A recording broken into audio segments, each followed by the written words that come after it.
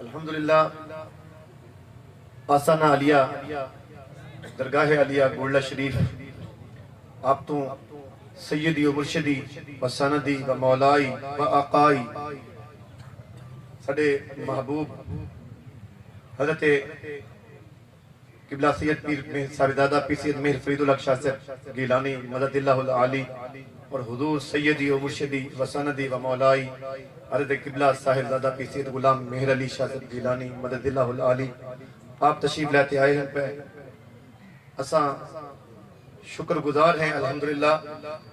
اور میں اپنے برادر اکبر جناب سید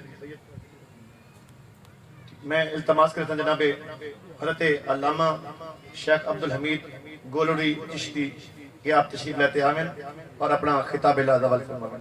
جناب عبدالحمید چشتی گولڑی. نعرہ تکبیر، اچھی آواز، نعرہ تکبیر، محبت نعرہ تکبیر، نعرہ رسالت، نعرہ رسالت، نعرہ حیدری، نعرہ حیدری، نعرہ غوثیہ، آستانہ عالیہ گولڈ شریف، آستانہ عالیہ گولڈ شریف.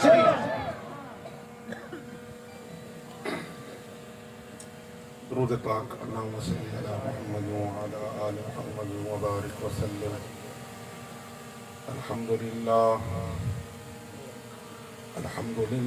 رب العالمین والعاقبۃ للمتقین والصلاة والسلام علی سید الانبیاء والمرسلین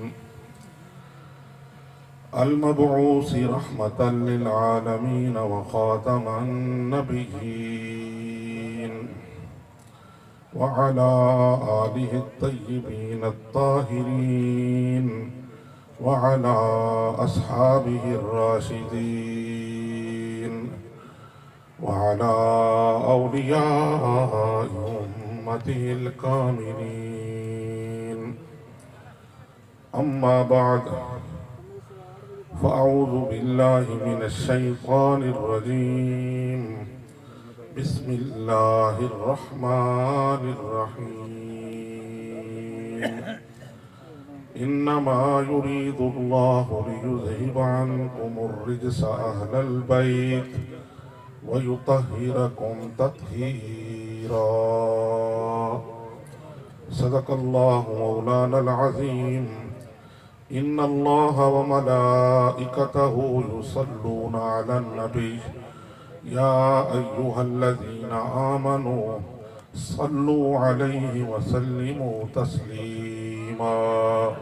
اللهم صل على محمد وعلى آل محمد وبارك وسلم.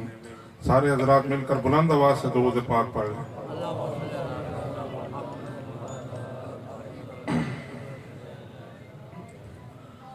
حضرات گرامی، اللہ تعالیٰ کے فضل و کرم اور اس کے محبوب مکرم صلی اللہ علیہ وآلہ وسلم کی چشم رحمت کا صدقہ آج کی یہ مقدس محفل پاک ہم سب کو نصیب ہوئی. دعا ہے اللہ رب العزت حضور کی آل پاک کا صدقہ ہم سب کی حاضری اپنی بارگاہ میں قبول و منظور فرمائے. مختصر وقت میں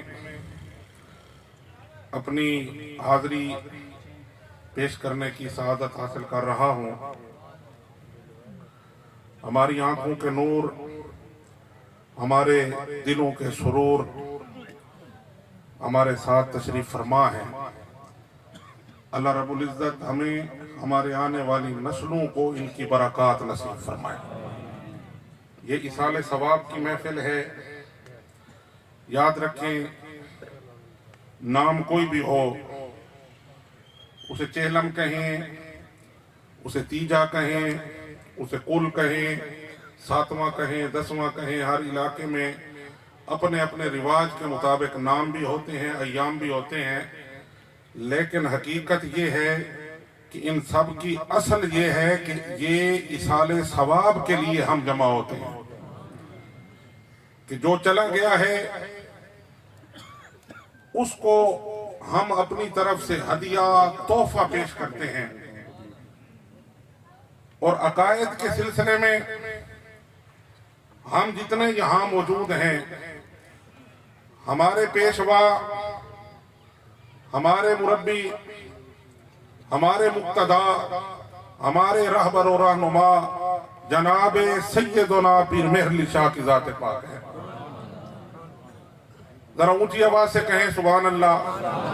میں نے اتنی لمبی تقریر نہیں کرنی، مختصر وقت ہوگا، اس کے بعد دعائے خیر ہوگی، لیکن جو لمحات آپ بیٹھے ہیں آپ نظر آئیں کہ آپ مجبور ہو کے نہیں بیٹھے، مسرور ہو کے بیٹھے ہیں۔ سارے حضرات ایک مرتبہ آخر تک سبحان اللہ کی آواز آئے۔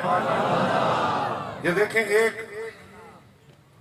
مجلس ہے، ایک محفل ہے، اور اس میں ظاہراً اور باطناً کتنی شخصیات موجود ہیں، یہ اللہ کا فضل ہے۔ تو حضرت قبلہ عالم سیدنا پیر مہر علی شاہ قدس سر العزیز فتاوی میریہ میں پورا ایک سوالوں کی لسٹ ہے ایصال ثواب کے حوالے سے۔ آپ سے سوال کیا گیا کہ یہ جو ہم ایصال ثواب کرتے ہیں اس کی حقیقت کیا ہے، اس کی شرعی حیثیت کیا ہے؟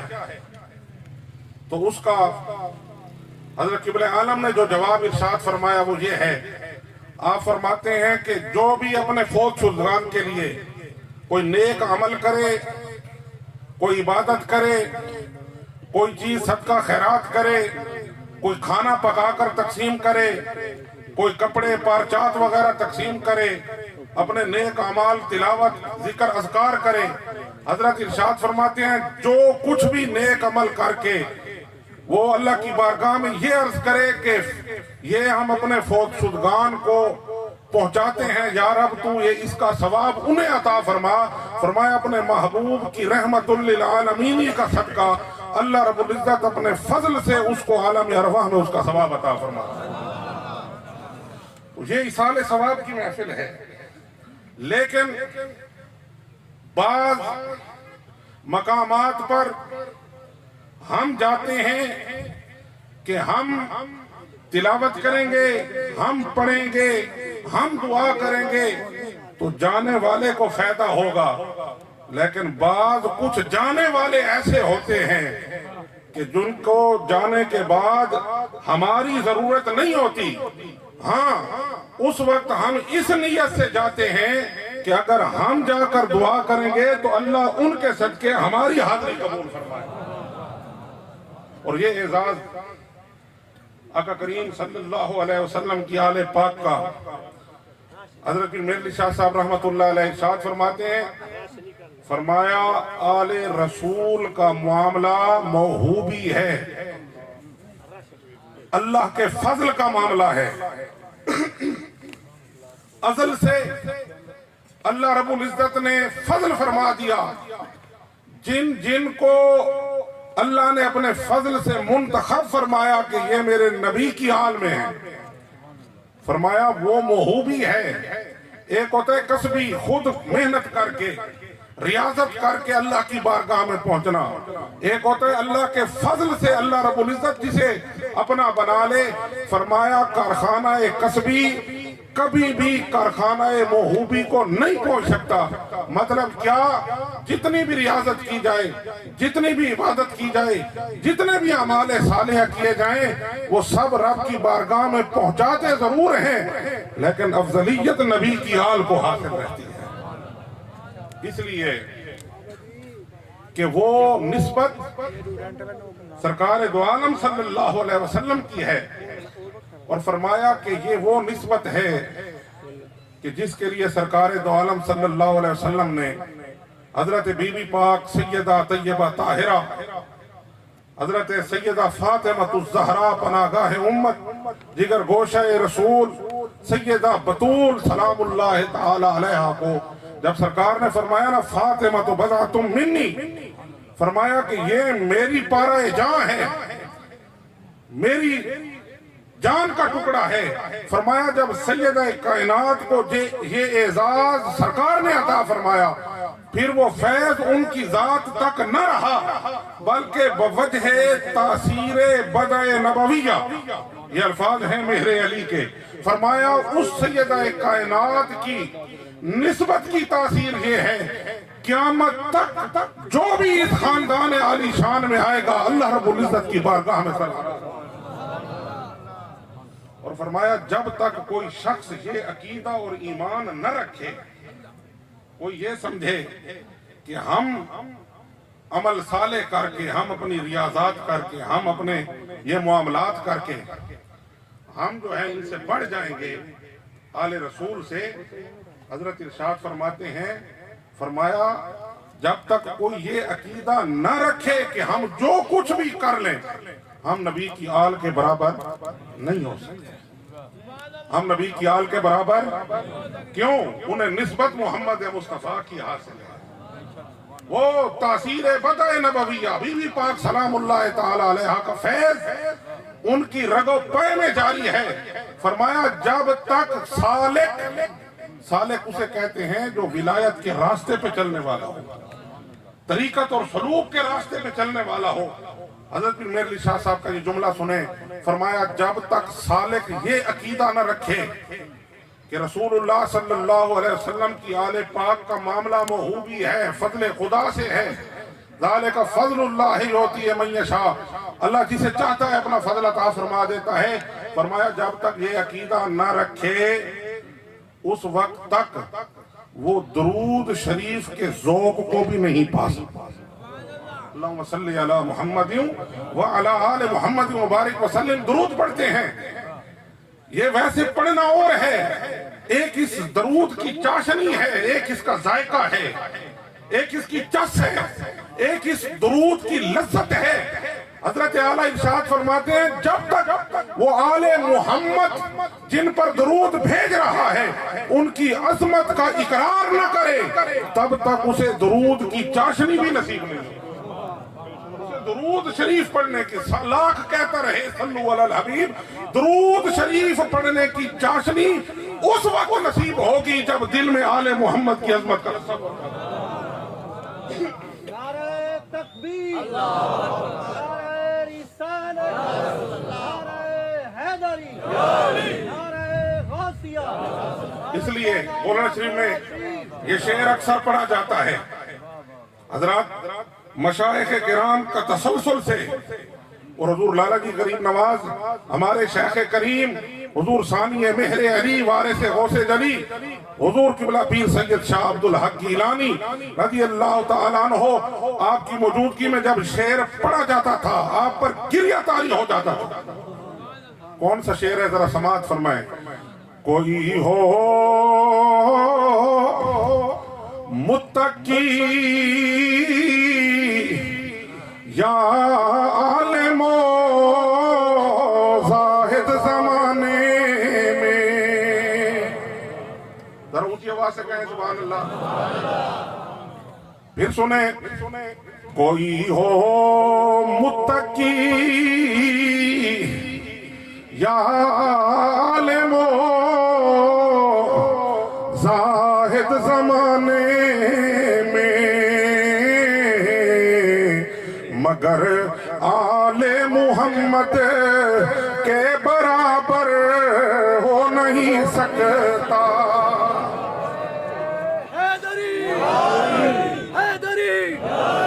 مگر آل محمد کے برابر ہو نہیں سکتا۔ اٹھایا جن کو کاندھے پر رسول اللہ نے اکثر، اٹھایا جن کو کاندھے پر رسول اللہ نے اکثر، کوئی ہم مرتبہ شبیر و شبر ہو نہیں سکتا۔ کون ان کا مقابلہ کرے؟ فرمایا انما یرید اللہ لیذھب عنکم الرجس اہل البیت ویطہرکم تطہیرا۔ جب یہ آیت نازل ہوئی کہ اے اہل بیت مصطفیٰ اللہ کا ازلی ارادہ ہی یہی ہے کہ تم سے ہر رجس کو دور کر دے، ہر قسم کی ناپاکی کو دور کر دے اور تمہیں خوب خوب خوب پاک و طاہر و مطہر کر دے۔ فرمایا جب یہ آیت نازل ہوئی، آقا کریم صلی اللہ علیہ وسلم نے اپنی چادر پاک اوڑھی ہوئی ہے، بی بی پاک سلام اللہ علیہ کو بلایا، مولا علی کو بلایا، حسن و حسین کو بلایا، ان چار تنے پاک کو اپنے ساتھ ملا کر 5 تنے پاک بنایا چادر پاک میں، اور اللہ کی بارگاہ میں دعا کی، اللہم ہاؤلائی اہل بیتی، مالک یہ میرے اہل بیت وہ خاص آتی اور یہ میرے بڑے خاص ہیں، فَأَذْهِبْ عَنْهُمُ الرِّجْسَ وَطَهِّرْهُمْ تَطْهِيرًا، مالک ان سے ناپاکیاں رجس دور فرما اور انہیں خوب خوب پاک فرما۔ کل میں ملتان آ رہا تھا، راستے میں ہمارے ایک ساتھی نے سوال کیا، اس نے کہا جی ایک بات لوگ کہتے ہیں کہ اہل بیت کے عموم میں بہت ساری شخصیات شامل ہیں، ازواج مطہرات بھی شامل ہیں، اور حضرت سلمان فارسی کو بھی سلمان منا اہل البیت کا تمغہ سرکار نے عطا فرمایا، تو پھر آپ صرف 5 تنے پاک کا ذکر کیوں کرتے ہیں؟ میں نے کہا اہل بیت میں یہ سارے شامل ہیں، لیکن معاملہ تھوڑا سا یوں ہے جیسے حضور کے لفظ صحابہ بولا جائے تو لفظ صحابہ کے عموم میں سارے شامل ہیں، علا اختلاف التعریف کہ متکلمین کے نزدیک کیا ہے، محدثین کے نزدیک کیا ہے، اصولیین کے نزدیک صحابی کی تعریف کیا ہے، اس کو چھوڑ کر بہرحال جو بھی تعریف ہو اس تعریف میں بہت ساری شخصیات صحابہ میں شامل ہوتی ہیں، لیکن جب ہم خلفائے راشدین کا نام لیتے ہیں تو پھر جو عظمت ان کی ہے وہ دوسرے صحابہ کی نہیں ہے، جو عظمت صحبت کی صحابیت کی حضرت سیدنا ابو بکر صدیق کی ہے، جو فاروق اعظم کی ہے، جو عثمان ذو النورین کی ہے، اس حوالے سے صحابیت کے عموم میں شامل ساری ہستیاں ہمارے اعتبار سے بہت افضل والا، لیکن جب کیٹیگری قائم ہوگی تو ہم کہیں گے کہ خلفائے راشدین کی صحابیت وہ امتیازی صحابیت ہے، اس میں کوئی شامل نہیں ہے، ان کی شان وکھری، انوکھی اور جدا گانا اور ممتازانہ ہے۔ ایسے ہی ہم یہ کہتے ہیں لفظ اہل بیت کے عموم میں ازواج مطہرات بھی شامل ہیں، حضور کے اہل خاندان بھی شامل ہیں، حضرت سلمان فارسی جیسی ہستیاں بھی شامل ہیں، لیکن جب بات آئے گی فاطمہ الزہرا کی، جب بات آئے گی جناب حیدر کرار کی، جب بات آئے گی حسنین کریمین کی، پھر ہم کہیں گے اہل بیت میں شامل سارے ہیں، لیکن ان جیسا کوئی حیدری حیدری حیدری وہاں مان جاتے ہیں، یہاں نہیں مانتے، کیوں؟ کیا مسئلہ ہے؟ اس مسئلے کو سمجھنے کے لیے اپنے دل میں غور کرو، کہیں شمع ایمان بجھ تو نہیں رہی۔ اہل بیت کی عظمت کو سمجھنے کے لیے، 5 تنے پاک علیہ السلام کی عظمت کو سمجھنے کے لیے ایمان کی شمع کا جگمگانا ضروری ہے، وہ روشنی ضروری ہے۔ محدثین نے تو یہاں تک بات کی کہ اس حدیث کی شرح میں ابن حجر عسقلانی رحمۃ اللہ علیہ کی فتح الباری اٹھا کے دیکھیں، وہ فرماتے ہیں، فرمایا کہ قرآن میں آیت ہے لا تدخلوا بیوت النبی الا ان یؤذن لکم، بیوت نبی کی بحث ہوئی کہ نبی کے گھروں میں داخل نہ ہو، فرمایا نبی کے گھروں میں بیوت کیسے؟ بیت کہتے ہیں ایک گھر کو، بیوت کہتے ہیں بہت سے گھروں کو، فرمایا چونکہ سرکار دو عالم صلی اللہ علیہ وسلم کی ازواج مطہرات ان کی تعداد زیادہ تھی، ہر ایک کا علیحدہ علیحدہ گھر تھا، ان سب کو بیوت النبی کہا۔ گھر کے اعتبار سے ساری امہات المومنین کے علیحدہ علیحدہ گھر ہیں، تو فرمایا اس لیے بیوت النبی فرمایا گیا کہ نبی کے گھروں میں داخل نہ ہو، لیکن اس آیت میں فرمایا گیا اہل البیت، اہل البیوت نہیں فرمایا، اہل البیت، اے نبی کے گھر والوں، اے نبی کے۔ ابن حجر عسقلانی فرماتے ہیں بات یہ ہوئی کہ اگر نبی کے گھر تو بہت سارے ہیں، قرآن نے فرمایا بیوت النبی، تو ان گھروں میں سے یہ کون سا گھر ہے؟ ان گھروں میں سے یہ کون سا گھر ہے جسے یہاں اہل البیوت نہیں اہل البیت فرمایا گیا؟ یہ کس زوجہ پاک کا گھر مراد ہے یہاں پر؟ کس ام المومنین کا گھر یہاں مراد ہے؟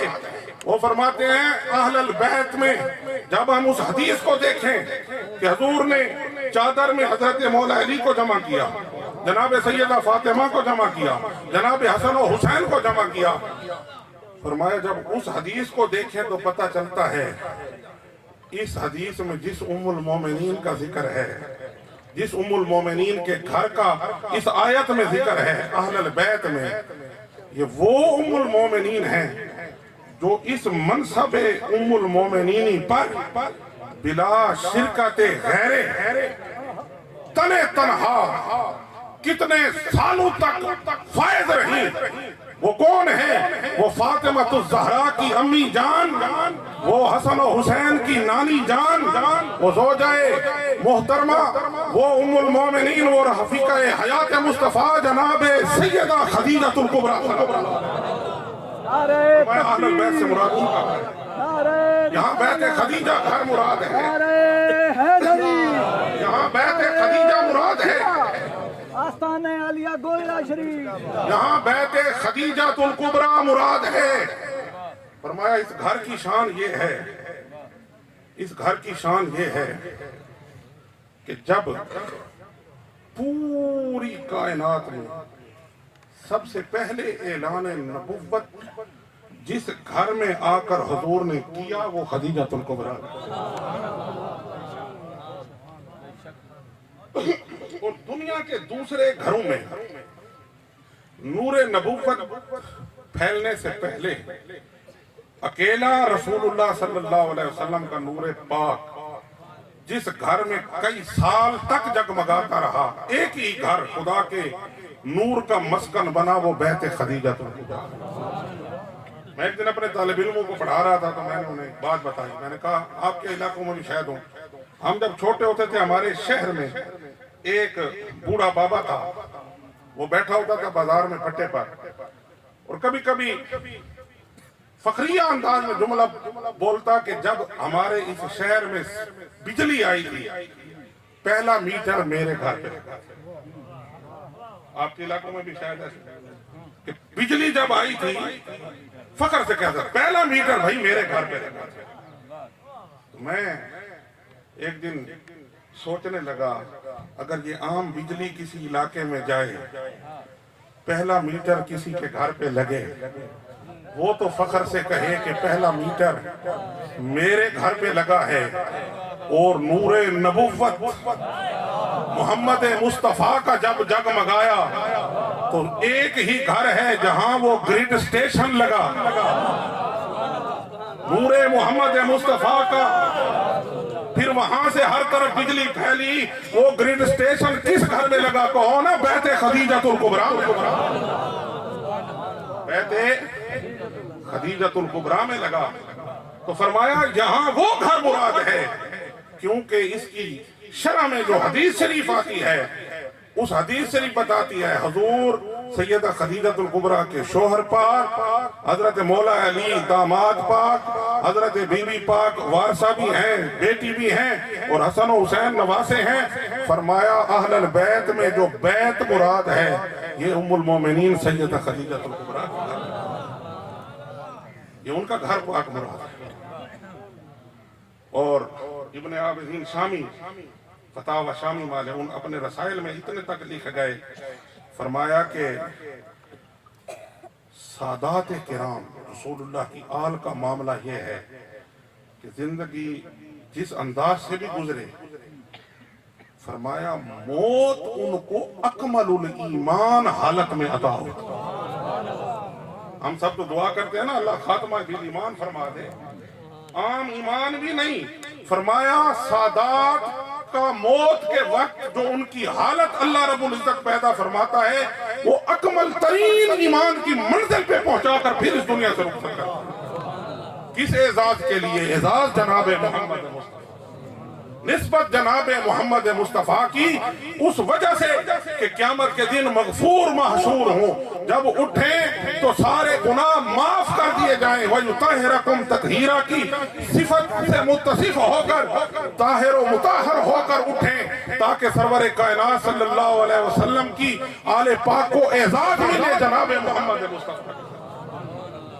یہ نسبت حضور کا فیضان ہے معین، نسبت ان کی کامل ہے، ان کی نسبت کامل، اکمل، مکمل، ہر لحاظ سے اعلیٰ و افضل۔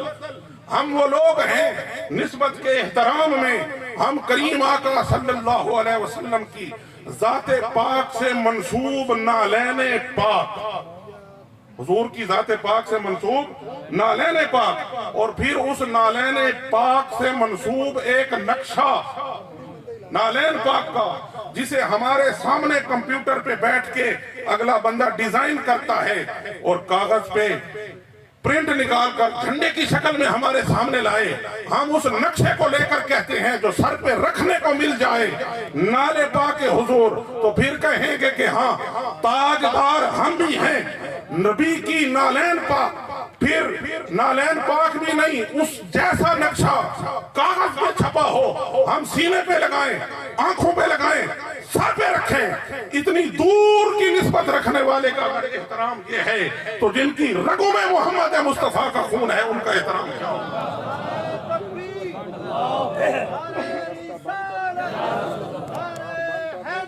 میں مدینہ طیبہ حاضر ہوا، مجھے ایک شخص نے، وہاں ہر ایک کی خواہش ہوتی ہے تبرکات حاصل کرنے کی، میں حضور قبلہ پیر سید معین الحق گیلانی دامت برکاتہم القدسیہ آپ کی میت میں تھا، آپ کے ساتھ رہ رہا تھا، ایک ساتھی مدینہ شریف میں رہنے والا تھا۔